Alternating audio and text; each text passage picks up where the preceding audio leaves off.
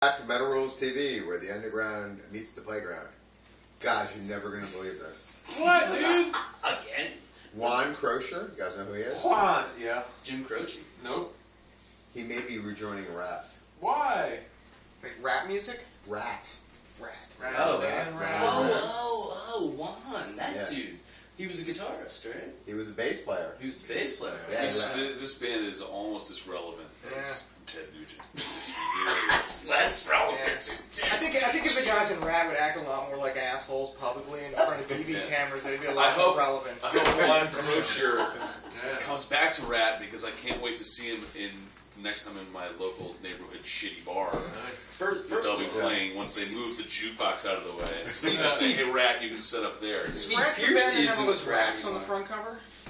Yes, the very first one. Out of the one was on Metal Blade? Or No, that was even? their first album. No? No. Out of the Cellar was their second album. Oh. I actually know Rat a little bit. What was the first one? I don't know. They should have hung it out years ago. Rat and Roll? They had a good song called Slip of the Lip, though. That was a good song. Slip of the Lip, yeah. I like the way you move your heads. Maybe Warren DeMartini could be president. That was back when crotch metal was more in.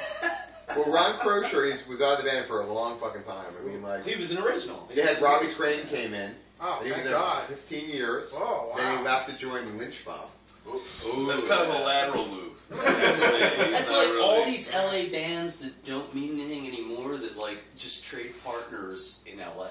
Now, one thing Juan Croucier has to do with Metal Rules magazine, though, is I interviewed Juan Croucier when I first started doing the magazine, and it was the most boring interview that I ever did. It was so bad. I talked to him for about 2 hours, and I got like 3 paragraphs from the interview that were interesting. And we didn't edit anything in that magazine. Back in the day, I used to run it unedited, but I thought if anybody tried to read this, no one ever read Metal Rules magazine again. Why was it bad? Was it just incomprehensible? It was just so boring. It was like talking to like your grandfather before he had his medication. He's like, it was so awful. We'll be doing that in a few years. Yeah.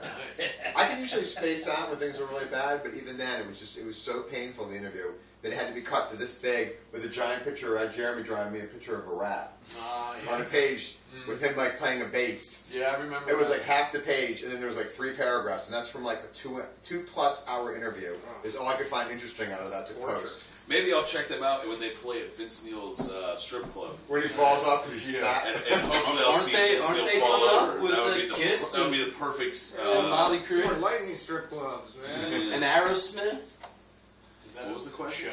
Aren't they coming all up? Kiss, Aerosmith, Motley Crue. Who cares? I know. Led Zeppelin. I don't think they're a part of that. The Beatles.